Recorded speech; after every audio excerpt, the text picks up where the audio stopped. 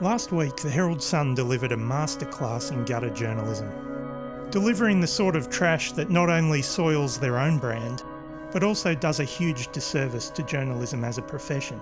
First, there was dredging up an almost decade-old story that has been covered so many times already, to the point it's probably been reported on to a greater degree of forensic detail than the JFK assassination.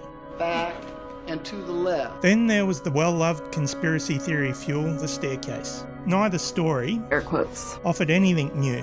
It was gutter-style mudslinging, plain and simple.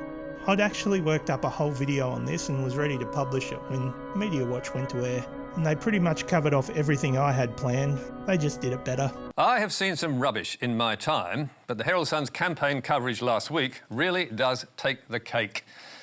It's no wonder that a recent Roy Morgan survey found News Corp to be Australia's most distrusted media brand. The Media Watch story, as good as it was though, it didn't touch on one of the key aspects of gutter journalism that really annoys me.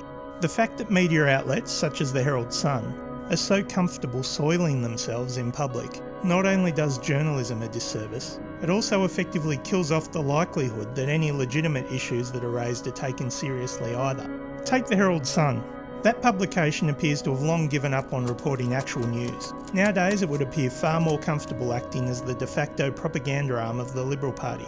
News outlets reheating muckraking pieces from years ago is not good journalism. All they are doing are providing cooker clickbait, and by extension, ensuring any good faith criticism of the government is ignored or dismissed. I mean, you can only cry wolf so many times before you're ignored.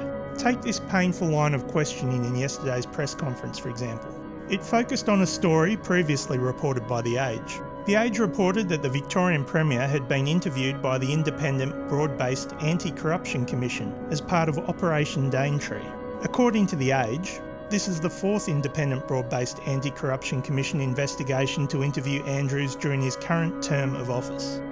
You may have seen snippets of this exchange online, but I'll play the whole thing here so you can draw your own conclusions. There is a spoiler alert though, he does say statement a lot. A lot of debate over the weekend about the prohibition on who can and can't disclose information. But on a different suggested change that some integrity experts have called for, would you like to see an approach where some other corruption bodies around the country take this approach, where public hearings are not conducted, but they announce as they open an inquiry so that it's known they are looking into a matter, but then they release a report sometime down the track after public hearings, which would avoid this situation where the media finds out about something and reveals something that the integrity agency and the government wants to keep secret. Should people have known about this inquiry, Operation Daintree, when it was launched? I'm not here to make any comment about any inquiries that are or aren't happening. That's a matter for the independent agency. And if you want to know what they have done or haven't done and why and how and the circumstances of that, then you really do have to speak to them. In relation to the beginning of your question and the issue about journalists and freedom and all of those issues, I made my position very clear and the government's position very clear yesterday. And again, I thought it was good to put that beyond doubt. It wasn't really any question in my mind, given that the agency itself has been critical of us for not making the change that you guys are not very supportive of. We have not done that. I made a comment earlier a few days earlier, the day before and perhaps even earlier than that, that I can't rule out that the agencies, not just that agency, but others might come to us and say, look, we want this change or that change, and we would look at that, but not that particular issue. And again, the other point I'd make to you is it's not the government that makes laws, it's the Parliament.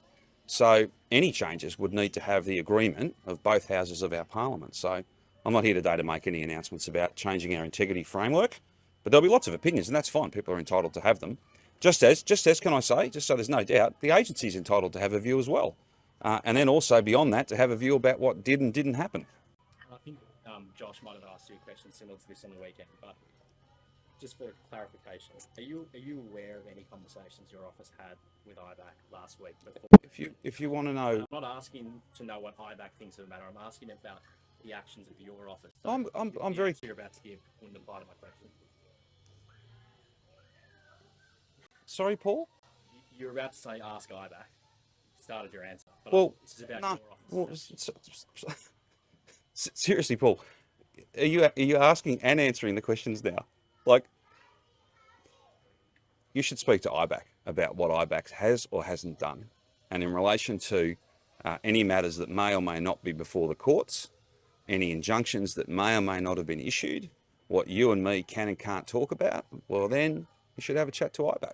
Do you know if your office contacted IBAC before the injunction? My office behaves appropriately, and that is beyond doubt. So if you want to know what IBAC did or didn't do, and you're kind of asking me about a matter that's in the courts, It's not in the courts. well, an injunction then that may or may not have been granted. This question doesn't go near the topic of the injunction. Well, I'm not here to talk Your about... office No, and I've contacted answered your IBAC question. on a certain date. I have answered your question. You can refer to my statement. I haven't deleted my statement, Paul. It's there. And if you want to have a look at it, you should go and have a look at it. I'd suggest the Premier is an avid Twitter user, and he was referencing this now deleted tweet.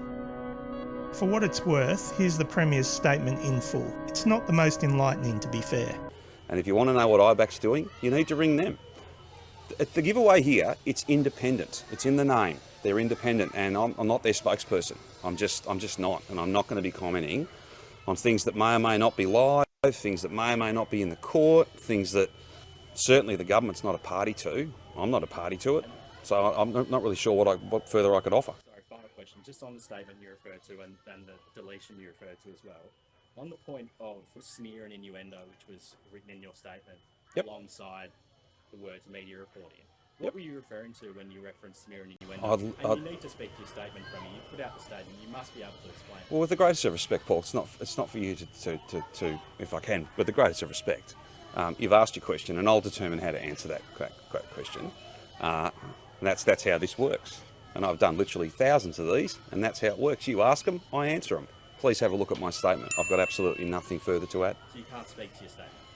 I've issued the statement. What did it mean? I've issued the statement. Well, Paul, read the statement. No one else here is asking me what the statement means. The statement is very, very clear. Conjecture about what it means. Statements for read the statement. Read the statement. Please read the statement.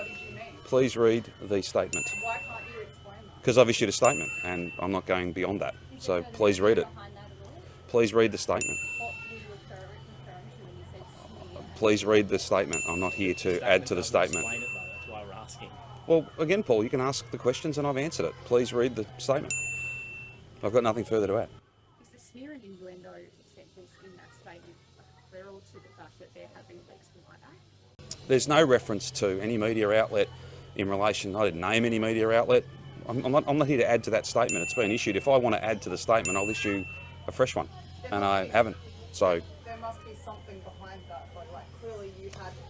I have issued the statement. something in mind when you. The statement's been issued, and I've got nothing further to say. Would you separate out the story about the crash and bike in the car from the story that Paul wrote about IBAC? Would you separate those two stories out? The statement. The smear about the bike accident and No, the statement related to. The statement didn't relate to that.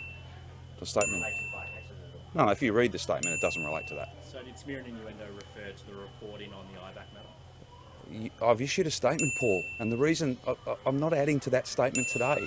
So we can sit here all day if you want, but I'm not adding to the statement. It's very clear. It's very unusual that you can't explain a statement that has your name on it. It's very unusual. Oh, well, I've issued the statement, and I know you've issued it. We That's all know right. You've issued it. Yeah. None of us understand it. well, Paul, I've issued that statement, and I'm not adding to it. Are you having a dig at the A? I'm not adding to the statement, and no media outlet is named in that. I'm not. You were If you, talking about the New York Times. I'm wondering. well, Paul, if you want to self-identify, mate, go right ahead. But I didn't mention you, not you personally, or the people you work for. I've issued a statement, and I've got nothing to add to that statement. Why would you issue a statement where the meaning of that statement is not clear? But I you're think it's essentially well, casting aspersions on someone? that's whether it's Or well, no, I don't think that's what I've done at all. I've issued a statement, and it's very clear, and I've got nothing to add to it. Did you make the promise for the $2.2 million election commitment in a meeting with the union? I'm not here to add to the statement that I have issued and the comments that I have made. If you want to know what IBAC is or isn't doing, please go and have a chat to them. I'm asking you about a government commitment that you announced publicly, It was announced publicly, yes. and I'm wondering whether you made the commitment in a private meeting to a union. That's my question. I'm not asking about IBAC at all. It was a public commitment. You've answered your own question because you just said a public commitment. It was a commitment made to every single Victorian. And was the press conference the first time you spoke to Diana Asma? Paul, I made a public commitment, and if you want to know about matters that may or may not be being looked at by an integrity agency, then you should have a chat to them. A lot of people follow politics like it's team sport. So depending on the team you support, you've probably watched that clip and immediately fallen into one of two camps. There'll be stacks of people that write that off as just another example of how tremendously unfair the media are in their harassment of Andrews. To some degree they may have a point, but for what it's worth, I've watched that clip a few times, and what I see is someone that's uncomfortable. There's bravado there, sure, but it's mostly the false variety. The statement that was released reads like a quick, impulsive reaction. But that's just my opinion, which counts for naught. I'm sure if you jump online, you'll find many people disregarding this latest IBAC story as further muckraking by the media. And based on an ongoing pattern of behaviour from the media over a long period of time, that's understandable. But that doesn't mean there isn't a legitimate story here. Without a draft or final report, we can't say what's in it. There might be more to it, there might be less. But the fact that The Age can report that the State Premier has been interviewed as part of 4 separate IBAC investigations within one term, that is and should be newsworthy. As should the fact that IBAC is essentially hamstrung in how it can operate within Victoria, particularly when it comes to holding public hearings. Here's the statement from IBAC on the injunction against The Age, which essentially says that it's bound by confidentiality as this particular investigation does not meet the threshold for public examination. Unfortunately, as of right now, the bar for public IBAC hearings is set very, very high, meaning the vast majority of hearings are held behind closed doors. A fact that does not appear to sit all that well with the IBAC Commissioner based on his comments made in the past. Robert Redlick was quite forthright in his testimony, saying that the agency is quite constrained in what sort of hearings it can conduct in public, particularly when it comes to the roles of public hearings. Do you agree with the current IBAC legislation around your ability to call for a public or private hearing, or are there changes that need to be made? The terms in which IBAC is currently constrained in terms of public hearing are quite exceptional. Unfortunately, there are some conditions which restrict the IBAC Commission's ability to conduct public hearings. It may not do so unless there are exceptional circumstances and the issue is serious or systemic. The witness would not be examined in public unless there is cogent evidence that demonstrates that the witness has misconducted themselves. Under the IBAC Act, there is also a provision that the witness cannot be examined in public, or I would add, in private, if there is a serious risk of damage to their welfare. With those conditions present, and they are not yet present in the bill before the federal parliament, if those conditions are present, then I can see no argument whatsoever against a federal commission also being able to conduct public hearings without the requirement that it be in exceptional circumstances.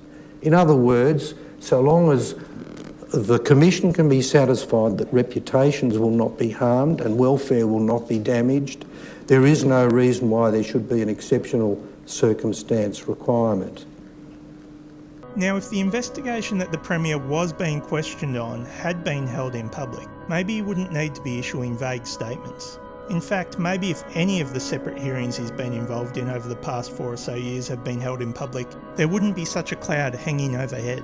Maybe the fact that the investigation has played out behind closed doors has amplified the Age's story. But, in my view, secrecy erodes trust. Extraordinarily, and perhaps reading the tea leaves of public opinion, Matthew Guy has promised public IBAC hearings. We'll wait and see if the Premier matches that promise. The other aspect of the original story in The Age that's worth exploring is the apparent centralisation of power. This was also a theme that the IBAC Commissioner touched upon recently. The dangers of concentration of governance in one place is obvious. There is the ever-present risk that a concentration of power and influence may corrupt ethical standards. In Victoria, 287 ministerial advisors were employed in 2021. By contrast to the United Kingdom, which employs 113 special advisors during that same period, despite the fact that the British civil service is almost 10 times larger than the Victorian public service. Advisors have been described as a largely fluid, unregulated universe, which can be contrasted with the elaborate administrative law accountability frameworks to which ministers and public servants are subject. They have been called, quote, a black hole of accountability, through which advisors can provide plausible deniability to ministers, while by convention they cannot be called to appear before parliamentary committees. This accountability deficit can be used to obvious political advantage. Again, it would seem that there's a story there. Issues of integrity in government are things I'd much rather our media focus on instead of the gutter reporting on staircases and the cooker clickbait. When our media ends up taking residence in the gutter, we all end up suffering.